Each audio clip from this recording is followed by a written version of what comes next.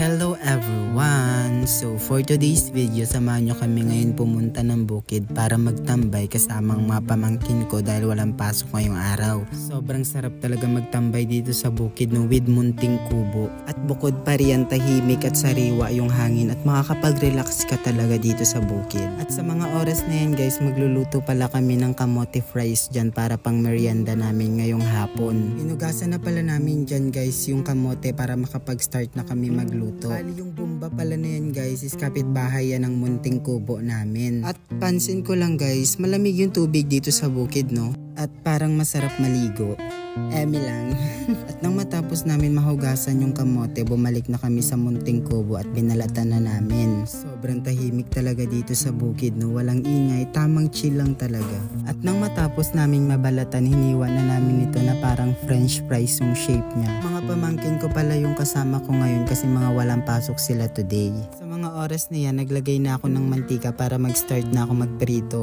At nung mainit na yung mantika, nag-start na ako magprito at nilagay ko na yung mga kamote. Dahil kasama ko yung mga pamangkin ko dyan, hindi talaga namin maiwasan magbiruan sa isa't isa. Minsan sila lang parang mga aso't pusa. Kaya habang nagluluto ako, tawa ko ng tawa dyan.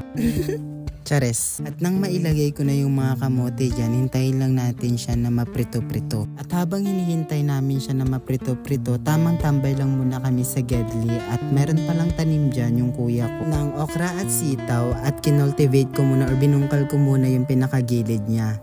At nang maluto na, inahon ko muna siya sa kahirapan. Chares. Natutuwa kami dahil ang kamote na pinrito namin is marabo siya guys. At ang ganda ng kulay. Nagpatulong na din pala ako dyan guys sa pamangkin ko para magprito at sila naman yung magluto. Para naman matuto na sila sa buhay. Chares, eme lang. Pasabog. Mabilis talaga matapos yung gawain no kapag nagtutulungan kayo. At nilagay na ng mga pamangkin ko yung huling salang ng kamote dyan. At tamang pahinga lang at tambay dyan sa Gedli habang hinihintay maluto.